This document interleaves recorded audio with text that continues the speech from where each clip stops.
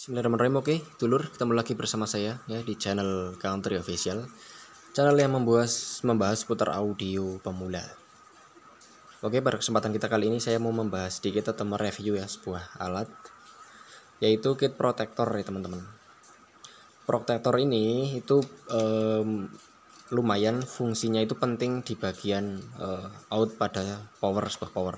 Jadi fungsinya itu lumayan penting. Jadi kalau misalnya rakit power ya sebisa mungkin kita kasih kit protector.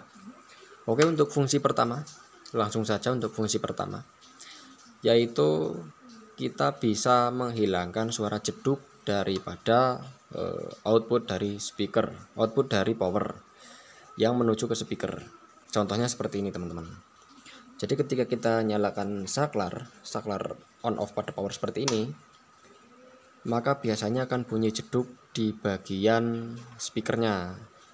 Entah itu karena drivernya menggunakan driver yang berkarakter low atau sub ya, biasanya menggunakan driver bootstrap, maka biasanya akan jeduk di bagian sini ya, di bagian outnya ketika kita nyalakan powernya.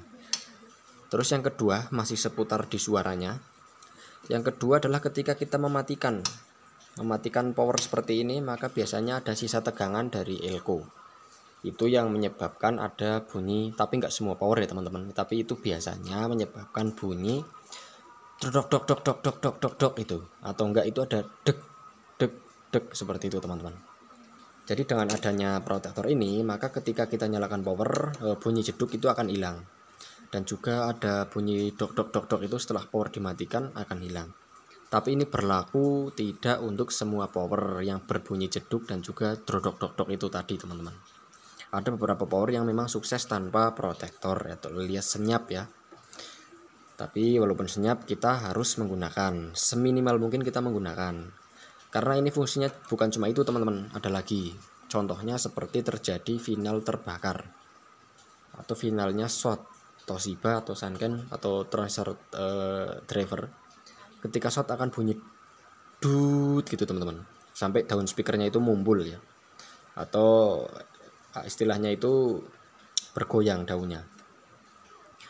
Dengan adanya speaker protector ini, maka ketika final mati biasanya lampunya akan berkedip tanpa ada suara dengung di speakernya. Jadi speaker akan lebih aman ya teman-teman.